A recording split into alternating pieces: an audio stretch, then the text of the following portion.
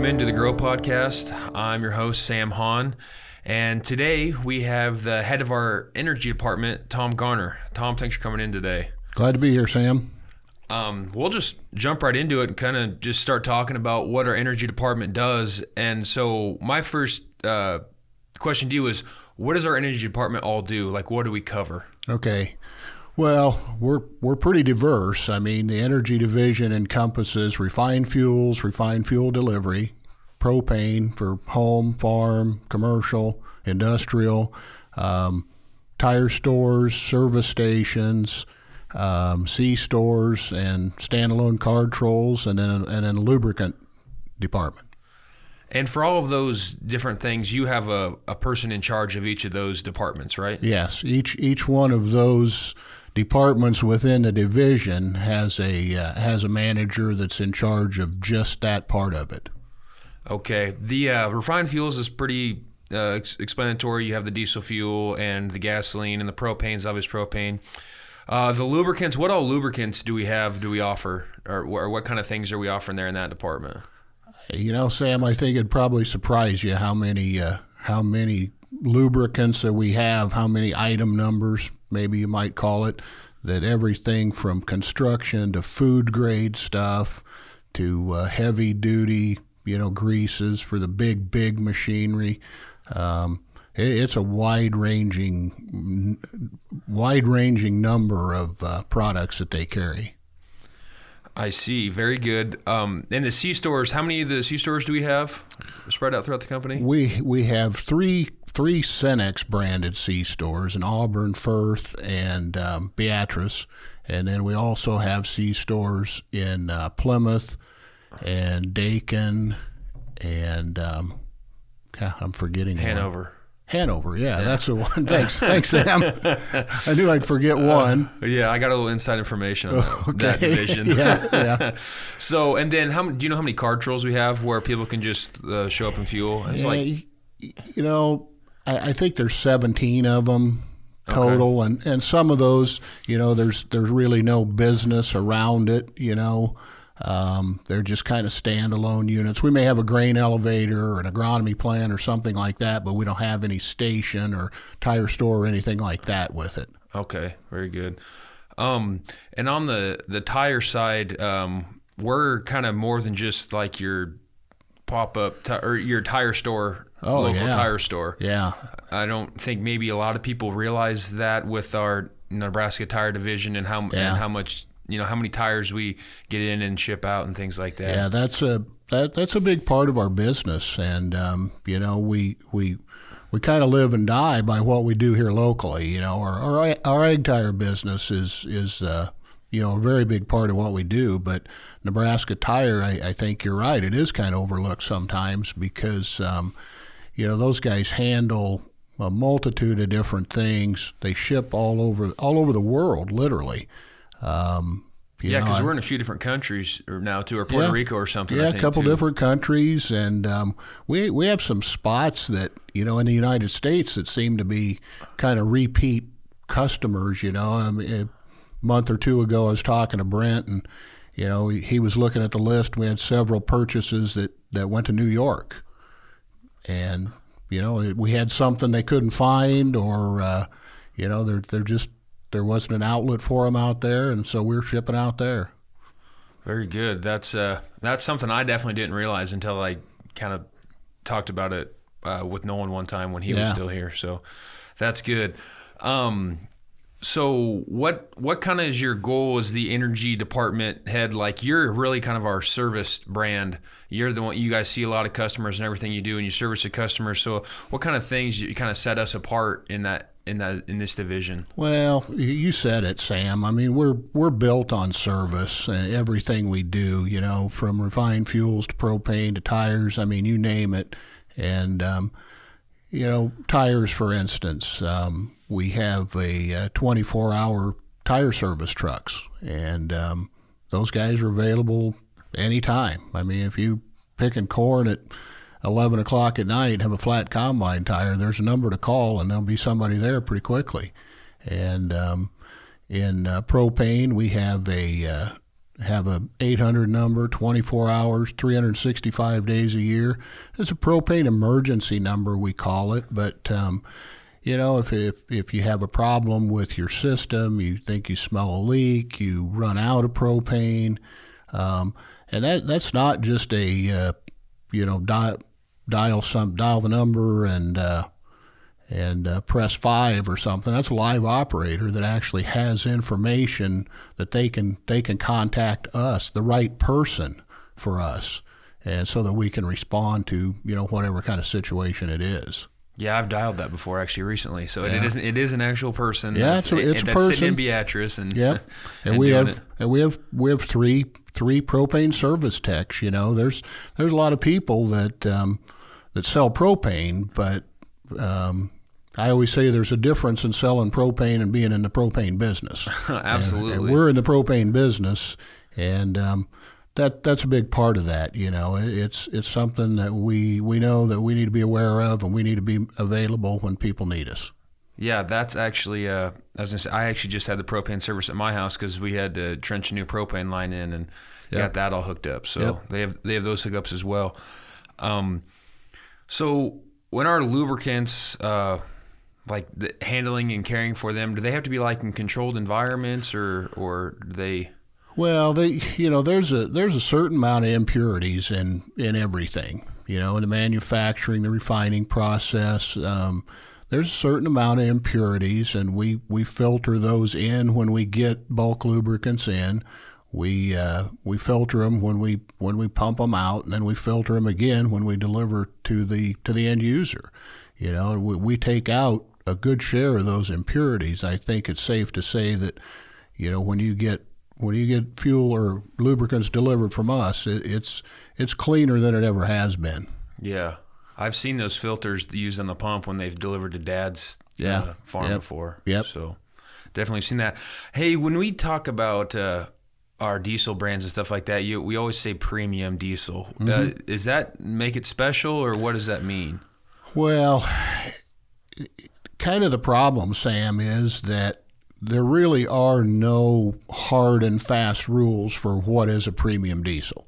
There's some guidelines, but basically anything that you add to it to make it better, you can consider it a premium diesel.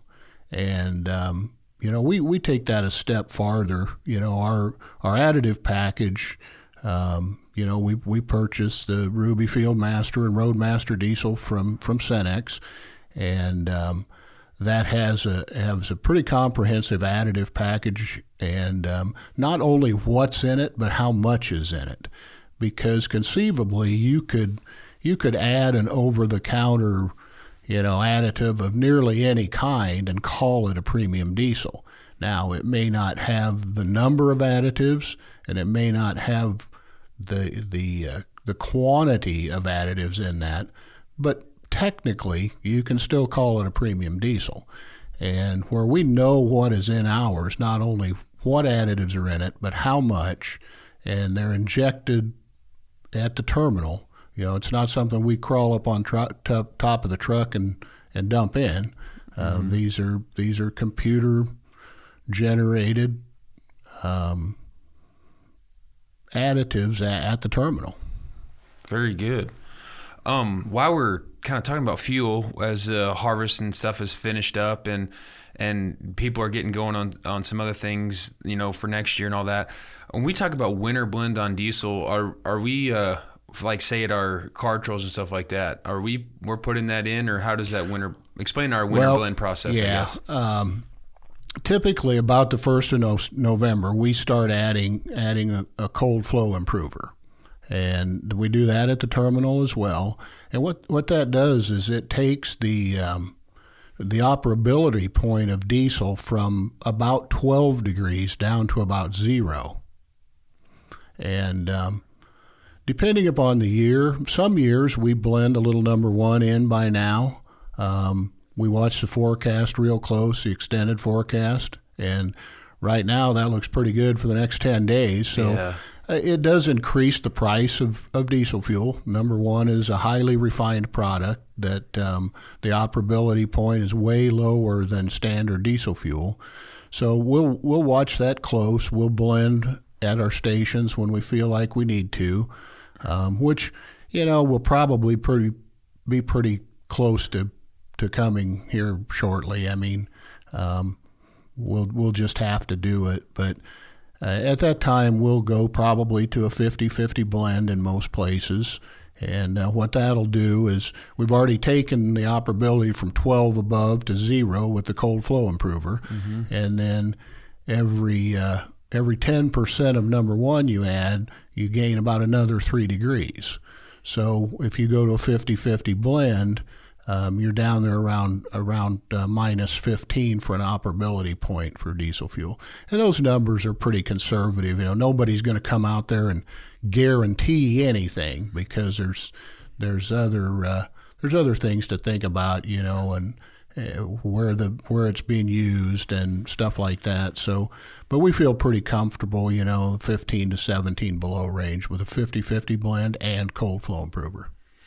Okay, that's very good. Hopefully we don't have to operate in those temperatures too much, but I guess if we have to, then we have those possibilities. Yeah, we usually do it sometime. Yeah, exactly. We've been pretty lucky this fall so far. That, a lot of years, by now we're blended at our stations, and this year we just happen to be getting by pretty lucky, so we don't have to yet. Yeah, it's not too cold yet. We talked about the propane and the diesel and the services and products a little bit. What about the contracting and marketing for those things? I mean, is there a certain time of year that usually you get more contracts for those things, or more people buy in, or how does that usually play out? Yeah, I think generally people start looking, farmers kind of start looking after harvest. I think, trucking and construction and industrial companies have a tendency to probably look more often. Yeah. I think but most of our contracting is done to farmers, and I think generally when harvest gets over, they've got some seed purchases maybe that they put ahead of that, and maybe some fall anhydrous, and we hope we get some of that on this year, to take some of the pressure off of spring. But routinely, the period that the industry has kind of always used as the best time to do it will be between Thanksgiving and Valentine's Day. And I think historically, if you look at the numbers and the markets, that'll hold pretty true. Now, that's a pretty wide range, from November 24th or 25th to February 14th, but that'll hold pretty true. So it's time to start looking. Yeah. Well, just like anything else, when you buy inputs or products, you have your times of the year you buy those. So Yep. Same for fuel. Yep. And then the propane contracts. I know I've been sent them before. Is that a big lucrative type of deal with the contracts, or some people kind of just buy it as they get charged, or? I think the majority of our what we call our routed customers, the ones that we just go to, they don't call for propane. We have them on a route and we go.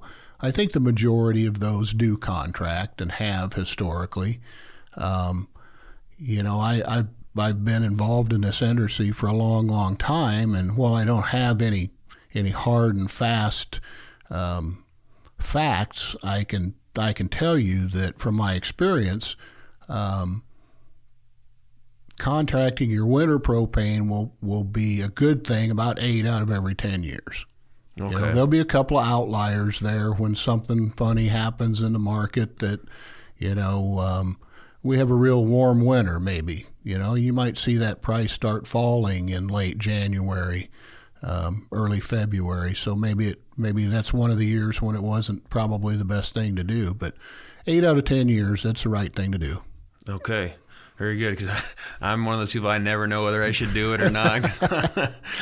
I'm always worried. Like with all contracting, Sam, I think the biggest thing, I think people sometimes think of it looking at the way to buy it the cheapest, when in my opinion, it ought to be a way, you ought to look at it more along the lines of knowing what your cost is going to be. Yeah. Taking out an unknown. whether that's for home heating or farm diesel or irrigation propane, very few things in life can you know the outcome of it. Yeah. And before it happens. Yeah. And this, if you know what you're going to use, we can tell you what you're going to spend. Yeah, you can kind of fix your costs a little bit and budget for it. Yeah, that's right. Very good. With these other other divisions within the energy department, like the lubricants and tires, for say again, we'll revisit those. Are those things that we see, an increased buying time around this winter time when things aren't as busy, for like buying tires for next year, buying next year's lubricants? Do we see any of those things now? Yep. It may be a little bit early on the lubricants side. I think a lot of that will probably happen, in December and January probably. I know the farm tire sales are, going to start happening here shortly, as people kind of start looking at what they've got, and saying, I got to put tires on this tractor or the combine or something like that. So those generally happen in the wintertime and make the sale. And then, it'll take us, most of December, January, February to get all those installed. Yeah, absolutely. Those things definitely take time. I guess before we wrap up, is there any other comments you have on like the direction of any of the markets or anything that you deal with, or is everything kind of standard the way they've been? Or well, no, nothing standard. Yeah, we're all impacted by COVID. The markets are no different. Last year, late December, early January. We saw those diesel fuel contracts for what we'll call the farming season, the March to November time frame. We saw those fall off about 30 cents a gallon last year during that time frame, which looked like a really good opportunity. Yeah. There was a lot of people sitting. We were making phone calls, just to make people aware of what was going on.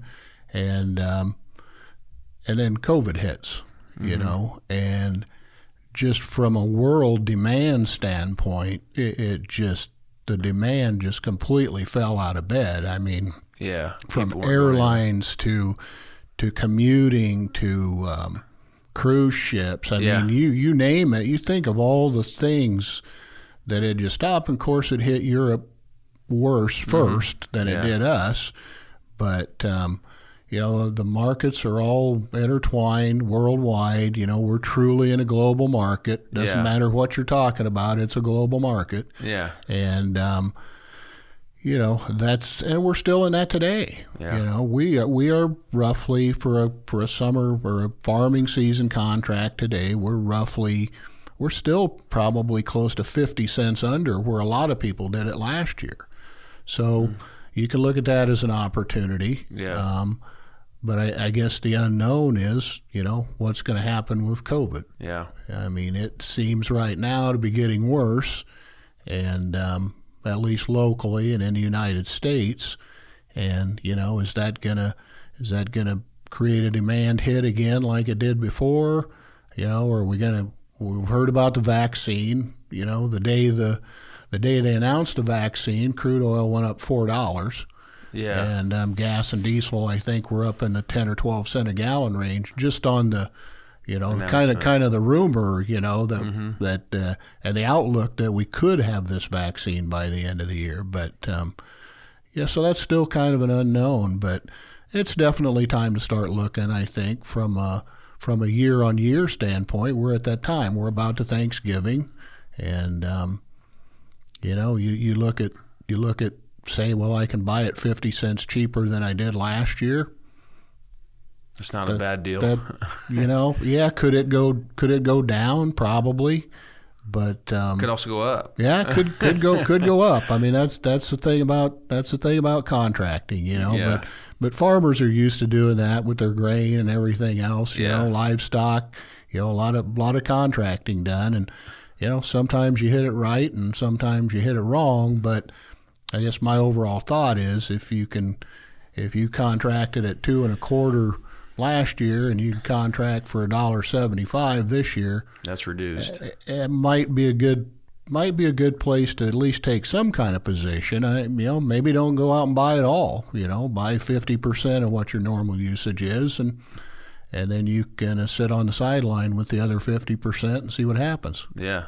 Yeah, kind of. Just like marketing your grain a little bit. You don't always sell it all. You can sell some of it, and in this case, you're buying it. Yep. Very good. All right, everyone. Thanks for tuning in. You can look up our energy department online at myfarmerscoop.com and click on the energy, tires, or lubricants tabs and find contacts for those people. Appreciate everyone tuning in. You can find us on YouTube, Apple Podcast, or Spotify. And leave us a thumbs up, give us a comment what you want to hear from us, subscribe, and as always, keep growing.